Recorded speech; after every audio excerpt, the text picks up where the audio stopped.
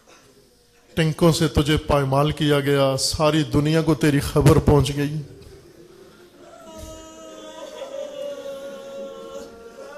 فوراً تیرا جنازہ اٹھایا گیا، فوراً تیری تشییع کی گئی، فوراً لوگ تیرے حامی جمع ہو گئے، لیکن قربان اس جنازے پر عصر عاشور عمر سعد لعین نے کیا کہا؟ عمر سعد نے جب حکم دے دیا کہ سروں کو لاشوں سے جدا کیا جائے، ہر قاتل خنجر لے کر آیا اور لاشیں انتخاب کرنے لگا، ہر لعین کہنے لگا اس کو میں نے شہید کیا تھا، اس کا سر میں نے کاٹنا ہے۔ سروں کو کاٹ کے جب لے گئے، اس لعین نے حکم دیا کہ اب لاشوں کو پائمال کیا جائے۔ روایات میں بعض مقاتل نے لکھا ہے ہر لاش کو پائمال کرنے کے لیے 2 گھوڑے تیار کیے گئے، ہر لاش کے لیے 2 گھوڑے تیار کیے گئے، ایک گھوڑا ادھر سے دوڑتا ادھر کو چلا جاتا، دوسرا گھوڑا ادھر سے دوڑتا ادھر چلا جاتا۔ لاش حسین کو پائمال کرنے کے لیے 10 گھوڑے تیار کیے گئے، 5 گھوڑے مشرق میں کھڑے کیے گئے، 5 گھوڑے مغرب میں کھڑے کیے گئے، مشرق کے گھوڑے مغرب کو دوڑائے گئے، مغرب کے گھوڑے مشرق کو دوڑائے گئے، اور کئی دفعہ یہ عمل تکرار ہوا۔ اور جب لاش کو پائمال کر چکے تو پھر عمر سعد کے پاس جا کر کیا کہتے ہیں؟ اے عمر سعد، سب سے بڑا انعام ہمیں عطا کر۔ کہنے لگا کس بات پر؟ کہنے لگے اے عمر سعد، کیا تو نے نہیں دیکھا کہ لاش حسین پہچانی نہیں جائے گی، نہ حسین کی بہن نہ حسین کی ماں، کوئی بھی پہچان نہیں سکے گا۔ کہنے لگے اگر تجھے یقین نہیں آتا یا لاش حسین دیکھ لے یا ہمارے گھوڑوں کی سم دیکھ لے۔ اے ٹینک کے نیچے پائمال ہونے والی شہید، تجھے یہ شہادت مبارک ہو، تیرے مولا کو جس طرح سے پائمال کیا گیا، پائمال لاش کو چھوڑ دیا بے گور و کفن۔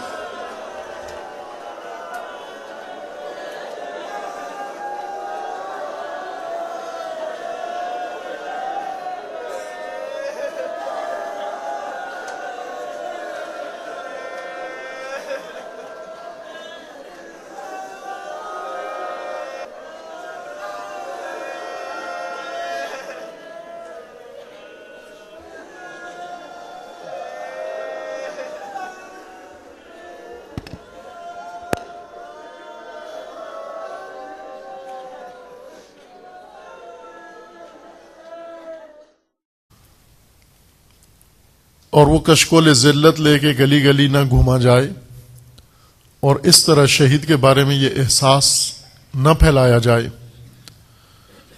چونکہ کسی میت کے بارے میں بھی یہ کام نہیں کیا جاتا، لیکن ہم دیکھتے ہیں کہ بعض اوقات شہداء کے بعد یہ احساس جنم لیتا ہے۔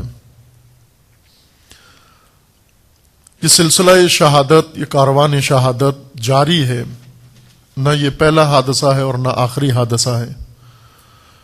اس سے پہلے بھی اس کاروان کے راہی گزرے ہیں، اور اس کے بعد بھی قافلہ شہداء میں خدا ایسے افراد پیدا کرتا رہے گا جو خود چل کر اپنے مقتل میں جانے کے لیے تیار ہوں گے۔ لیکن اہم بات ہماری ہے جو بچ جاتے ہیں اور جو وارث شہید بنتے ہیں۔ ہمیں معلوم ہونا چاہیے کہ خون شہید کیا بناتا ہے، وہ لاش شہید سے کیا چیز بنتی ہے، اور اس چیز کو ہم نے بچانا ہے، اس چیز کو ہم نے بنانا ہے۔ شہید در حقیقت جو چیز بناتا ہے، اپنی راہ، اپنا ہدف اپنے خون کے ذریعے سے زندہ کرتا ہے۔ شہید در حقیقت ایک علامت اپنی قوم کے لیے بناتا ہے، شہید علم قائم کرتا ہے، وہ شہادت خود ایک علم بن جاتی ہے، شہید خود ایک علم بن جاتا ہے۔ علم اگرچہ پاکستان جیسے معاشرے میں علم بھی اپنا معنی کھو بیٹھا ہے، اور علم جو ہے وہ اس سے کچھ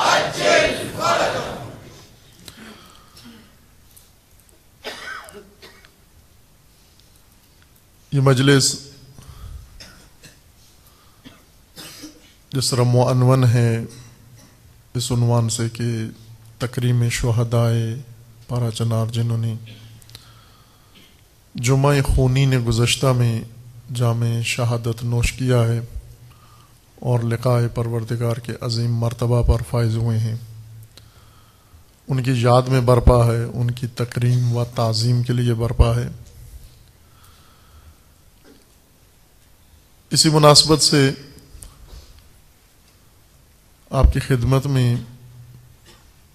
شہداء کے خون کی تاثیر و شہداء کے خون کا نتیجہ ورائے شہادت کا انجام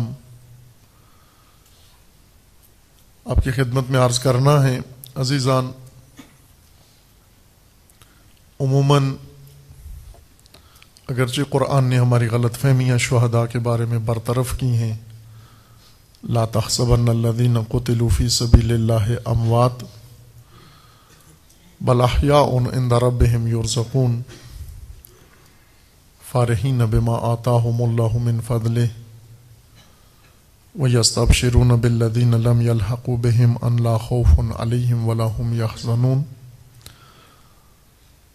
اور دوسری جگہ پر فرمایا لا تقولوا، انہیں مردہ مت کہو جو راہ خدا میں قتل ہوئے ہیں، کبھی کہا انہیں مردہ گمان مت کرو۔ لیکن عملی طور پر اگر ہم دیکھیں، ہم شہداء کو مردہ گمان کرتے ہیں، اگرچہ آیات قرآن پڑھتے ہیں اور انہی آیات کا تذکرہ شہداء کے نام کے ساتھ کرتے ہیں، لیکن آیت میں اور ہمارے عمل میں تناسب نہیں ہوتا۔ غالباً ہم شہداء کو مردہ گمان کرتے ہیں، باوجود اس کے کہ قرآن نے اور خداوند تبارک و تعالیٰ نے اپنے کلام پاک میں ہماری اس غلط فہمی کو روکا ہے اور ٹوکا ہے کہ خبردار ایسا سوچو بھی مت کہ شہید مردہ ہے۔ مردوں کے بارے میں خاص قسم کی ذہنیت پیدا ہو جاتی ہے اور مردوں کے متعلق خاص انسان رد عمل دکھاتا ہے، اور مردوں کے بعد خصوصاً کسی کے مرنے کے بعد اس کے مرنے کے احساس کر کے انسان خاص رویہ اپناتا ہے۔ اگر ہم آج اپنا عمومی و قومی رویہ دیکھیں افق پاکستان پر، تو ہم نے، مجھے کوئی باک نہیں یہ کہنے میں کہ ہم نے حتیٰ شہیدوں کو مردوں سے بھی پرے سمجھا ہوا ہے۔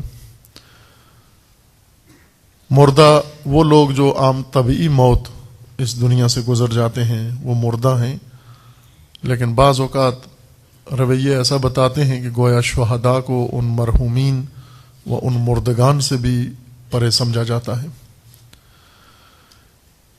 اس لیے کہ ہر مرنے والا اپنے بعد کچھ چھوڑ کے جاتا ہے، اور ورثہ اس مردے کی یادگار کو کوشش کرتے ہیں زندہ رکھیں۔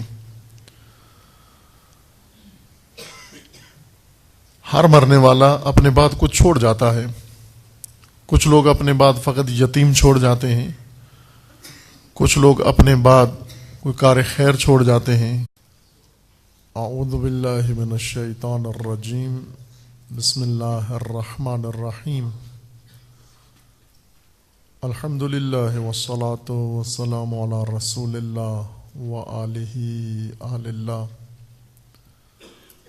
واللعنۃ الدائمۃ علی اعدائہم اعداء اللہ من یوم عداوتہم الی یوم لقاء اللہ، اما بعد، فقال اللہ تبارک و تعالی فی کتابہ المجید و فرقانہ الحمید، اعوذ باللہ من الشیطان الرجیم، ان الذین قالوا ربنا اللہ ثم استقاموا تتنزل علیہم الملائکہ الا تخافوا ولا تحزنوا وابشروا بالجنة التي كنتم توعدون۔ صدق اللہ العلی العظیم. درود پڑھیے محمد و آل محمد پر.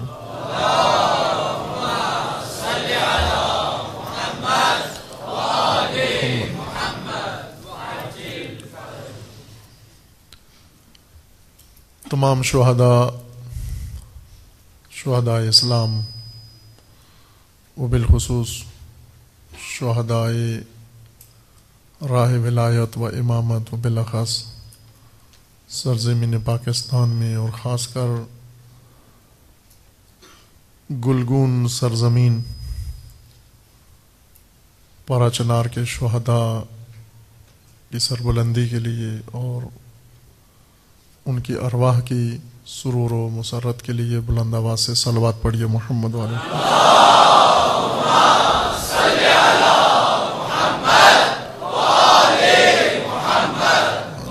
کچھ لوگ اپنے بعد کچھ حسین یادیں چھوڑ جاتے ہیں، کچھ لوگ اپنے بعد کچھ راہیں چھوڑ جاتے ہیں، کچھ افکار چھوڑ جاتے ہیں، کچھ سلسلے چھوڑ جاتے ہیں، اور ان کے وارثان کوشش کرتے ہیں ان کی یادگاروں کو محفوظ رکھیں. شہید بھی اپنے بعد کچھ چھوڑ کے جاتا ہے، اور نہ صرف چھوڑ کے جاتا ہے بلکہ اپنے خون سے کچھ بنا کے جاتا ہے. ہمیں بظاہر شہید کے یتیم نظر آتے ہیں، اور شہید کا گھر نظر آتا ہے، شہید کا خاندان نظر آتا ہے، شہید کی قبر نظر آتی ہے، شہید کا مزار نظر آتا ہے، لیکن وہ چیز جو شہید زندہ کر کے جاتا ہے وہ شہید کی راہ ہے، شہید کا راستہ ہے، وہ شہید کا مقصد ہے. شہید کے خون سے جو چیز وجود میں آتی ہے وارثوں کو چاہیے اس کو محفوظ رکھیں. لیکن ہم یہ دیکھتے ہیں کہ کسی مرحوم کی رحلت کے بعد اس کے ہجران، اس کے فقدان اور اس کی موت کا کشکول نہیں بنایا جاتا، اور وہ کشکول گلی گلی گھمایا نہیں جاتا. کہیں بھی ایسے نہیں ہوتا، بلکہ وارثوں کی کوشش ہوتی ہے کہ اس مرحوم زندگی میں جیسا بھی رہا ہو، اس کے مرنے کے بعد کم از کم اس کی اس حیثیت کا خیال رکھا جائے کہ اس کی میت کا کشکول نہ بنایا جائے، اور وہ بھی کشکول ذلت نہ بنایا جائے.